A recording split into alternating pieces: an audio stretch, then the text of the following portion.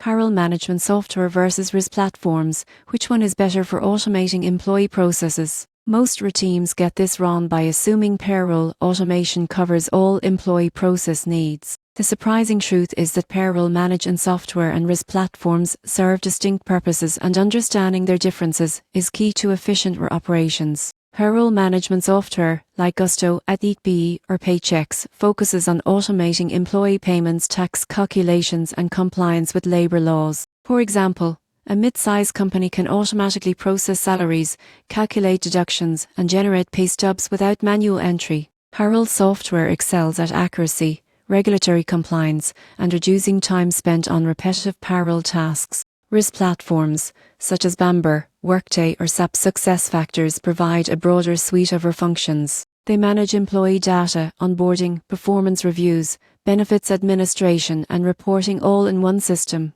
For instance, a team can track leave balances, performance goals, and employee training progress while ensuring secure access to personnel records. HRIS platforms excel at centralizing processes, improving visibility, and supporting strategic workforce planning. The key difference is payroll-specific automation versus comprehensive management. Payroll software is best for streamlining salary processing, while HRIS platforms handle end-to-end employee lifecycle management. Most organizations benefit from integrating both. Payroll software ensures accurate and compliant payments, while HRIS manages broader operations efficiently. The takeaway is simple: if your goal is automating employee payments and ensuring payroll accuracy, payroll management software is essential. If your goal is managing all processes from hiring to performance tracking, an HRIS platform is the better choice. The surprising truth is that using both together creates an automated, cohesive ecosystem, reducing errors, saving time, and supporting a more engaged and productive workforce.